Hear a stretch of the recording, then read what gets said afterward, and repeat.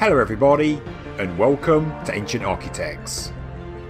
Please subscribe now to get the latest ancient history news and independent research from around the world.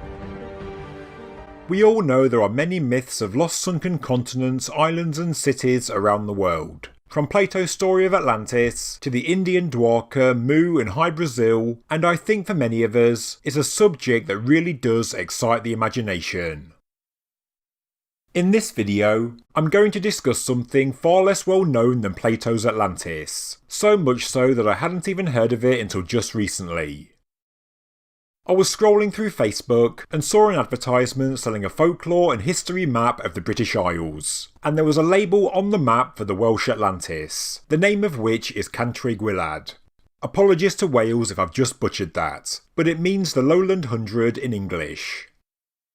Welsh legends say that this is a lost kingdom, which occupied a tract of fertile land between Ramsay Island and Bardsey Island in what is now Cardigan Bay to the west of Wales.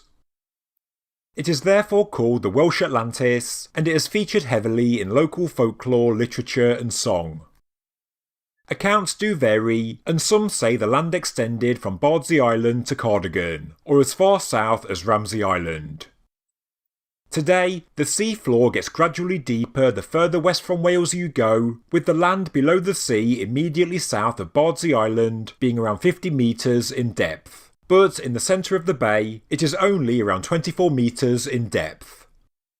If we compare this to Dogger Bank under the North Sea to the east of Britain, the highest point of the lost Doggerland landmass, this is also around 25 metres below sea level, and it is thought to have been poking through the North Sea as recent as 5,000 years ago. Therefore, maybe we shouldn't dismiss the idea of a lost sunken Welsh landmass in human history, without exploring this idea further. Some legends suggest that Cantre'r Gwaeload extended some 20 miles west of the current Welsh shoreline into Cardigan Bay. And interestingly, the maximum depth of the sea 20 miles out is also around 25 metres. Some legends call the lost land Mea Sgwydno, meaning the land of Gwydno, talking of a land that was drowned when the priestess of a fairy well allowed the water to overflow. But away from the more supernatural ideas, other accounts say that the land was ruled as part of the kingdom of Meirionnydd by King Gwydno Garanhir, or Gwydno ap Clydno, who was apparently born in 520 AD. Legend says that this land was extremely fertile, so much so that any acre was worth 4 acres elsewhere. The catch was that this land depended on a dike to protect it from the sea. This dike had sluice gates that were opened at low tide to drain the water from the land, and they were then closed as the tide returned. Legends say that around 600 AD, one night a storm blew up from the southwest, driving the spring tide against the sea walls. The appointed watchman was named Seithanin, who was known for being a heavy drinker, and at the time he was attending a party near Aberystwyth. Some accounts say he fell asleep due to too much wine, or was having too much fun to notice the storm, but either way he forgot to shut the sluice gates.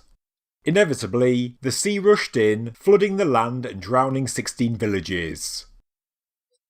The king and some of his court apparently escaped by running to safety along Sarn Sinfellin, which is a very real feature of the landscape and is known as a shingle spit, looking like a man-made causeway that runs out into the sea. The legend has inspired many songs and poems, and is thought to have been first mentioned in the 750-year-old Black Book of Carmarthen. This book was written in 1250 AD and contains poems and much older material relating to events that have taken place over the centuries, including a poem of the lost sunken landmass. This book does tell a different story of the Welsh Great Flood. It says that Seithanin was actually a visiting local king, who, at the time of the storm, was intent on amorously distracting the fair maiden Mererid, who was apparently in charge of the sluice gates. He was successful in his efforts and the land was flooded. Apparently, if you're in Aberdyfi in Wales, folklore says you can still hear the bells of the lost city on a quiet Sunday morning. This is also said to be the nearest place on dry land to the sunken city. The Bells of Aberdyfi was a popular song in the 18th century and is apparently still sang in Welsh pubs today, and it all relates to the legend of the Welsh Atlantis.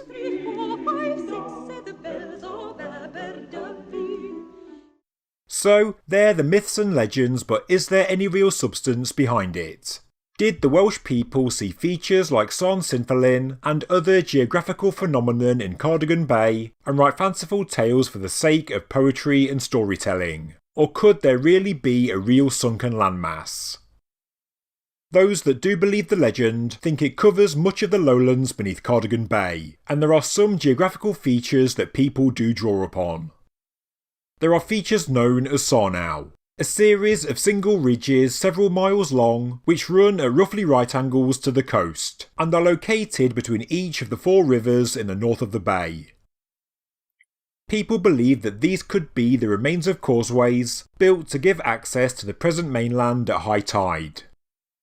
In reality, they are likely just glacial moraines, natural formations of gravel, clay, sand and boulders, deposited at the end of the last ice age.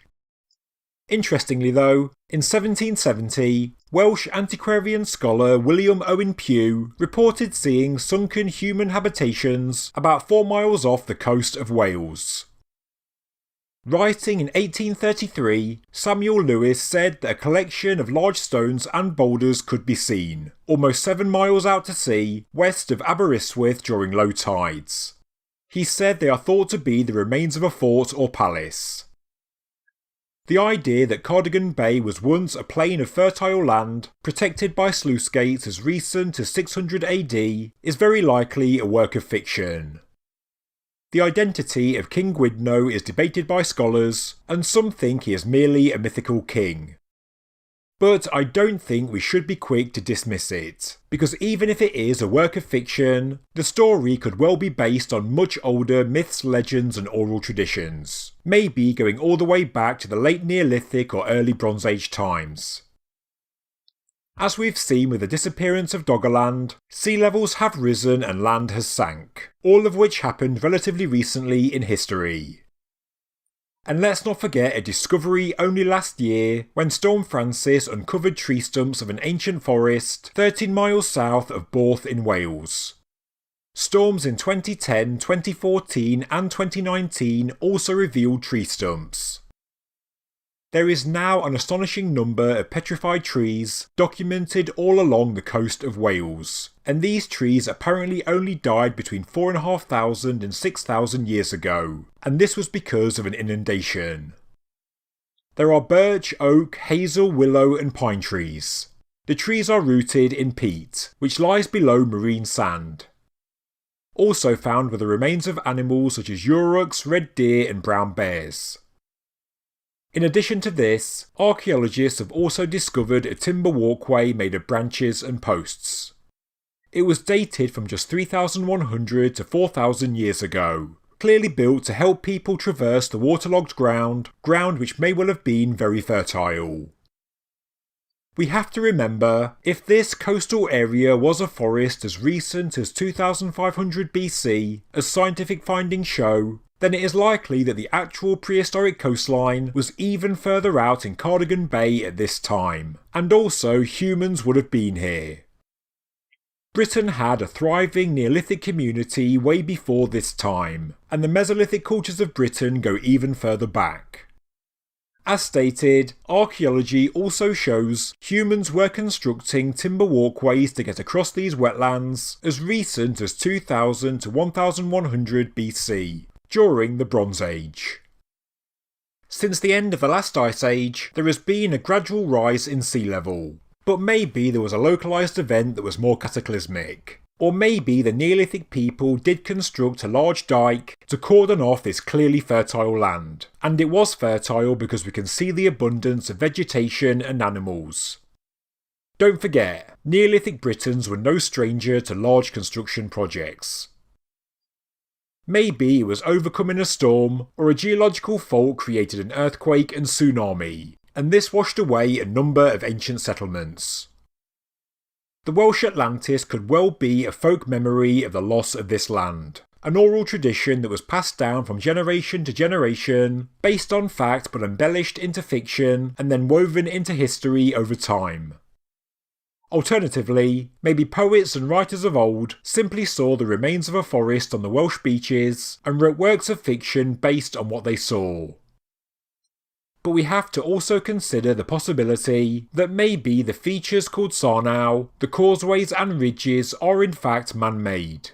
Maybe the eyewitness account from 1770 is true, and maybe Samuel Lewis did see the remains of a palace or a fort in the early 1800s. Yes, this is a lot of ifs, buts and maybes, but in Britain, we know for a fact there is a sunken landmass to the east in Doggerland, but now we know there is also one to the west called Cantre'r Gwaeload, the latter only becoming waterlogged at the beginning of the Bronze Age. It's possible that Cardigan Bay still holds many secrets of Britain's past, and I think that this is one sunken landmass that is certainly worthy of further exploration. Thank you very much for watching this episode of Ancient Architects. If you enjoyed the video, please subscribe to the channel, please like the video, and please leave a comment below. Thank you very much.